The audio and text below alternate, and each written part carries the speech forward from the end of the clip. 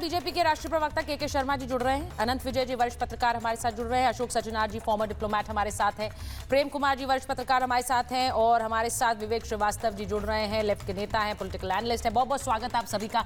मैं शुरुआत सबसे पहले के शर्मा जी आपके साथ कर रही हूं क्योंकि ये बहुत गंभीर आरोप है। 21 मिलियन डॉलर 182 करोड़ भारत आए। अमेरिका के राष्ट्रपति डोनाल्ड ट्रंप कह रहे हैं कि हमें लगता है कि वो किसी और को जिताना चाहते थे, हमें भारत को ये बताना होगा। इसका सीधा मतलब आपने ये निकाला है कि ये पैसा राहुल गांधी और जॉर्ज सोरोस के बीच का एक लिंक है। भारत में नरेंद्र मोदी की सरकार को हटाने के लिए ये कोशिश की गई 2024 के चुनाव में। कांग्रेस कह रही है ये गलत अनुमान है। आप दर्शकों को बताइए कि कैसे आप लोग बोल रहे हैं कि यही हो रहा था।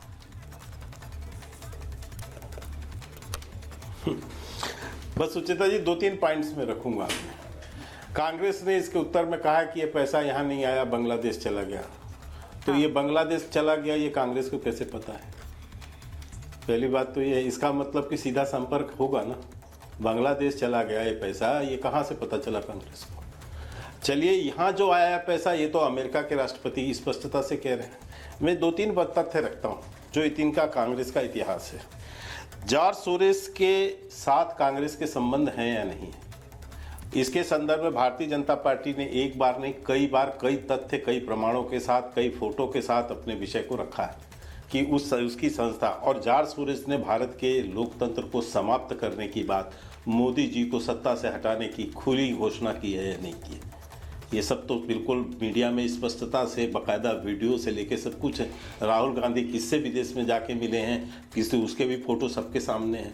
भारत जोड़ो यात्रा में कौन कौन लोग सम्मिलित रहे ये भी सबने देखा है। किस संस्था के लोग, जॉर्ज सोरोस की संस्था से जुड़े लोग थे या नहीं थे। कांग्रेस पार्टी का चीन के साथ में पार्टी टू पार्टी एमओयू हुआ था या नहीं हुआ था, ये सबको पता है कि इनका एमओयू हुआ था। किस बात को लेकर चीन के साथ हुआ, आज तक खुलासा नहीं है। सैम पेत्रोदा ने अभी कुछ दिन पहले चीन को दुश्मन न मानने की बात कही या नहीं कही, जो इनके जो है विदेश टीम के प्रमुख हैं, जिसके से कांग्रेस ने बाद में अपनी बात, जब इनकी बहुत ज़्यादा अपमान होने लगा और चर्चा होने लगी तो इन्होंने उसके बयान को वो कर दिया। क्या सोनिया गांधी का FDLAP के जो संस्था है उसके पद पर वो पदस्थ रही या नहीं रही, ये भी सबको पता है। ये सब कुछ मीडिया के उसमें सामने है। गौरव गोगोई की पत्नी का जो मामला सामने आया है, जो तथ्य उसके साथ आ रहे हैं, क्या वो चिंताजनक हैं या नहीं है, ये भी बिल्कुल देश के सामने है। राहुल गांधी का इल्हान उमर से मिलना, मैं पूछना चाहता हूं क्या मुलाकात हुई या नहीं हुई, ये भी सबने देश ने देखा है कि विदेश गए थे तो इल्हान उमर से किस तरह मुलाकात हुई थी और वो कौन व्यक्ति है इल्हान उमर, ये भी सबको पता है। मणिशंकर अय्यर का पाकिस्तान जाकर ये कहना कि मोदी जी को हटाने के लिए आप हमारी मदद कीजिए, क्या ये मदद मांगी गई थी या नहीं मांगी गई थी, क्या इसमें भी कोई शक है क्या? ये सारे तार कांग्रेस पार्टी से क्यों जुड़ते हैं? ये सारी बातें कांग्रेस पार्टी के ही साथ क्यों हैं और आज तक इसका कोई जवाब कांग्रेस दे पाई है नहीं दे पाई। अभी आपने अपने डिबेट के शुरुआत में बोला कि जॉर्ज सोरोस की संस्था के साथ में राजीव गांधी फाउंडेशन का क्या लिंक है, क्या संबंध है, क्या इसकी चर्चा नहीं होनी चाहिए, क्या इसकी जांच नहीं हो? अब आएंगे आप प्रश्न कि आप क्यों नहीं कर रहे हैं। बिल्कुल सही कर रहे हैं। हमने बिल्कुल अभी विदेश मंत्रालय ने कहा है, उसका भी बयान है कि बहुत ये चिंता का विषय, इसकी जांच होनी चाहिए। और इसी क्रम में सुचिता जी, भारतीय जनता पार्टी जब 2014 में सरकार में आई तब हमने 16,000 प्लस से कहीं ज्यादा एनजीओ का पंजीकरण रद्द किया। हमने 13,000 एनजीओ के FCRA विदेशी फाइनेंस जो होता है उसके लाइसेंस रद्द किए और लगभग जो है 15-16% जो विदेशी फंडिंग होती थी आगे संस्था। मेरे वामपंथी मित्र बैठे हैं, उस समय कितना हल्ला कर रहे थे, चिल्ला रहे थे एकदम, या आपा खो बैठे थे लोग, क्योंकि सारे पैसे विदेश से आते थे इन लोग के पास, इस एनजीओ के, जो सारे एनजीओ संदिग्ध थे। जब हमने उनका लाइसेंस खत्म किया, जब हमने उसकी जांच चालू कराई, तब ये लोग इतने पागल हो गए कि साहब हमारी तो वो बंद की जा रही। और ये सारी संस्थाएं भारत को अस्थिर करने के लिए कांग्रेस की सरकार। नहीं तो के शर्मा जी, मैं एक सवाल आपसे पूछूंगी, एक सवाल मैं पूछूंगी क्योंकि ये सवाल उठ रहा है और इस पर चर्चाएं हो रही हैं, सोशल मीडिया पर भी हो रही है, लोग बात कर रहे हैं। मैं उसके बाद विवेक जी के पास जाऊंगी, जल्दी से इसका जवाब दीजिए।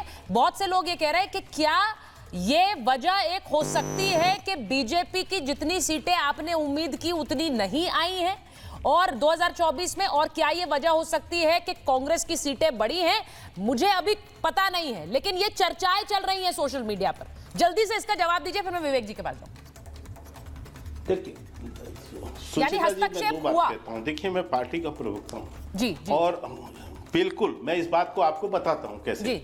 हम बार बार, आपको ध्यान होगा लोकसभा चुनाव के पहले जब राहुल गांधी विदेश गए थे और वहां जो वो मीटिंग करके आए थे और जिस तरह का बयानबाजी उन्होंने किया था, विदेश से के सामने भारत के लोकतंत्र समाप्त हो रहे हैं, खत्म हो रहे हैं, झूठी बातें करके मदद मांग रहे थे कि आप लोग हमारा सहयोग क्यों नहीं करते, आप भारत में वो क्यों नहीं करते, हस्तक्षेप क्यों नहीं करते। मतलब ये सोच देखिए, एक इतनी पुरानी पार्टी का अध्यक्ष विदेश में जाके विदेशियों से कह रहा है कि भारत में आप हस्तक्षेप कीजिए भारत की स्वतंत्रता को, आप कबर ये डिमांड कर रहे थे। हम बार बार उस समय भी प्रश्न उठा रहे थे कि ये पूरी कोशिश मोदी जी को अस्थिर करने की कोशिश है और किया भी गया।